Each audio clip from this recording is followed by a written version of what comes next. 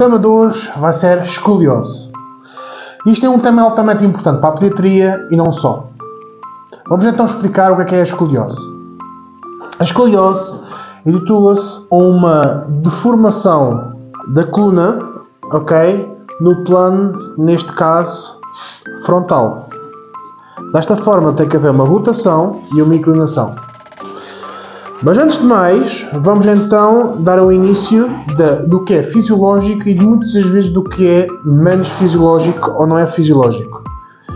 Primeiro temos, como já foi explicado nos outros vídeos, uma lordose lombar, cifose dorsal e uma lordose cervical. Estas são fisiológicas. Depois a escoliose tem a ver com outro plano, em que existe uma inclinação e neste caso uma rotação, criando então uma deformação da coluna vertebral. E então, este quadro está muito bem representado do que é que quero explicar hoje sobre a escoliose. Então, este quadro está a referir que vamos dividir a escoliose em duas partes primeiro, ou seja, a funcional e a estrutural. Dentro da funcional temos então a assimetria dos membros inferiores, ou seja, um membro inferior maior que o outro, vai criar uma atitude escoliótica, também é fisiológico. E a parte secundária. Estas partes secundárias pode ser, por exemplo, uma vértebra que esteja com uma artrose ou até mesmo outros componentes externos, até a nível visceral, que vão criar então a escoliose. O estrutural tem a ver mesmo muito com a sua estrutura em si. Ou seja, temos uma escoliose congénita, ou seja, o que é que isto quer dizer? Quer dizer que é bebê. Temos aqui então neste caso um exemplo, Este bebê tem um torcicolo e ao mesmo tempo está a criar então uma escoliose, e como vocês devem estar a ver, para quem o tema é importante na pediatria, está a criar então uma deformações da cara e do crânio, daí a importância da osteopatia na pediatria. E depois temos cá em baixo realmente uma deformação da coluna em que cria mesmo uma escoliose da coluna, neste caso dorsal, lombar, sem ser a cervical, como neste caso cá de cima. Depois temos a escoliose neuropática, são pessoas que têm uma patologia neurológica de nascença também, então podem criar este tipo de escoliose. E depois temos a escoliose idiopática, que 80% das escolioses são idiopáticas, não se sabe bem o motivo do porquê.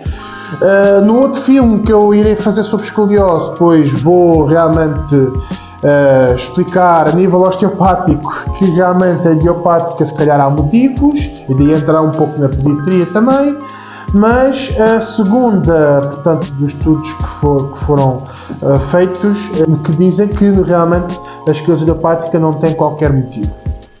E então, a escoliose, segundo alguns estudos, pode ser realmente por vários fatores. Dizem que pode haver um fator genético, dizem que também pode haver uma anomalia de mecânica, portanto, isto pode ser já de embrião, uma má deformação estrutural, e daí criar depois a anomalia mecânica, e depois tem a ver com parte metabólicas, portanto, isso também tem a ver com parte, intrauterina, Portanto, uma alteração metabólica pode haver também uma deformação da estrutura e daí a criar uma escoliose.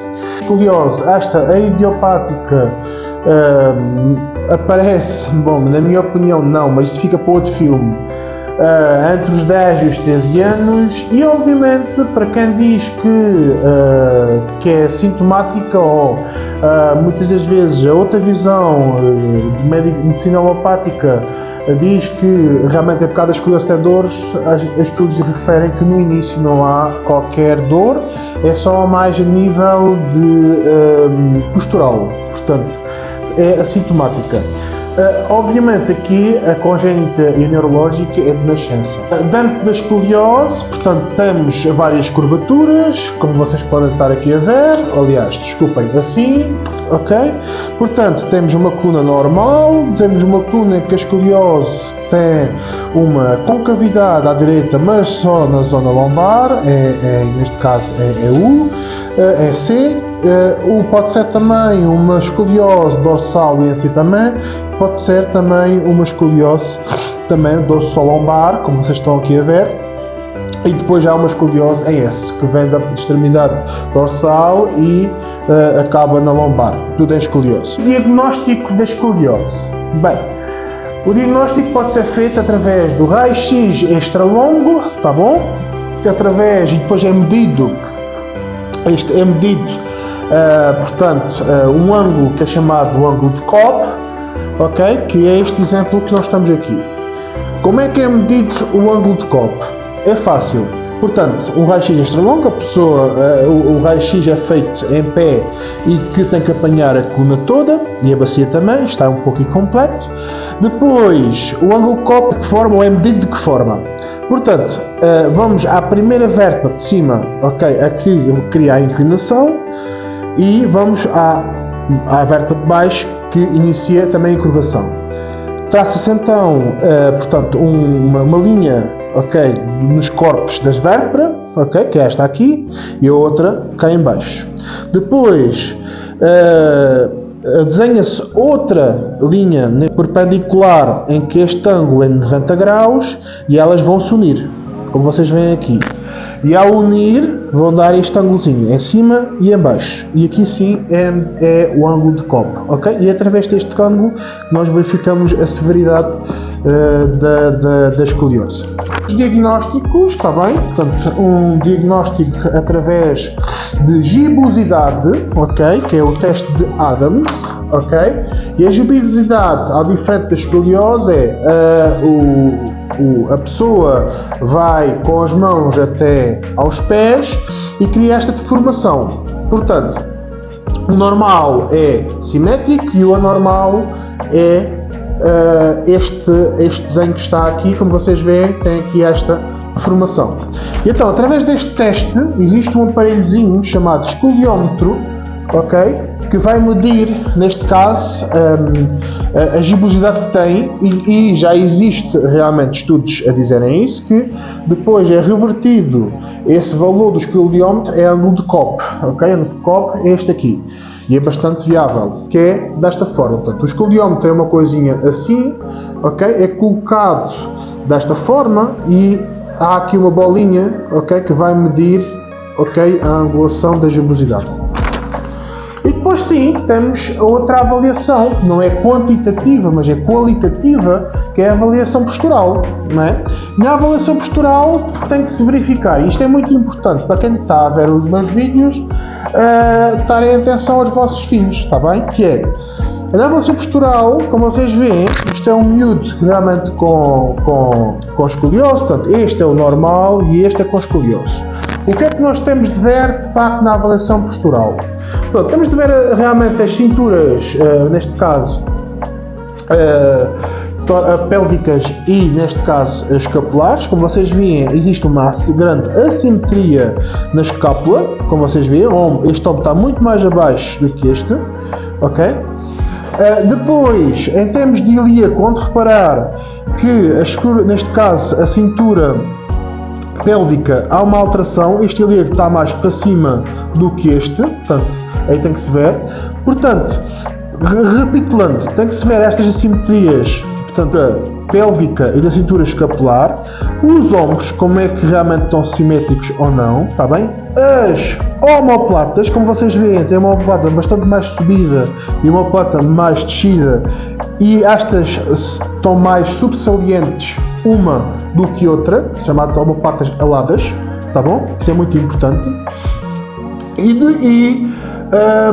Como já referi há pouco, em relação aos ilíacos, há um ilíaco que é estes ossinhos que estão aqui, da bacia, tá bem? Que tem que estar para cima e outro para baixo. Neste caso, estes ilíacos também pode também ser uma escoliose funcional de uma assimetria de membros, tá bem? Depois, o tal teste de Adams, que é altamente importante, tá bom? Que aí verifica se tem gibosidade ou não. Se tiver uma assimetria, tem gibosidade. Se tiver normal, não tem gibosidade, está tudo bem.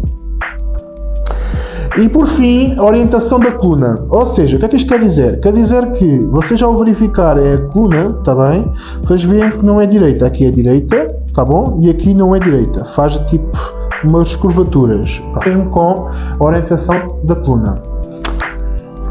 Em relação ao ângulo de cobre, é uma avaliação quantitativa, ok?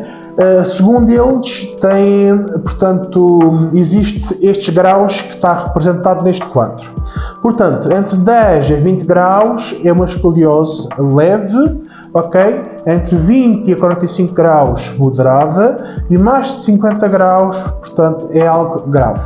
E que pode alterar, muitas das vezes, e aí sim, no segundo filme eu irei depois falar dos tratamentos e a opinião osteopática. Obviamente vai haver muita pimentazinha em relação a esse vídeo, porque é uma opinião diferente do que a medicina alopática e de fisioterapia também, ok?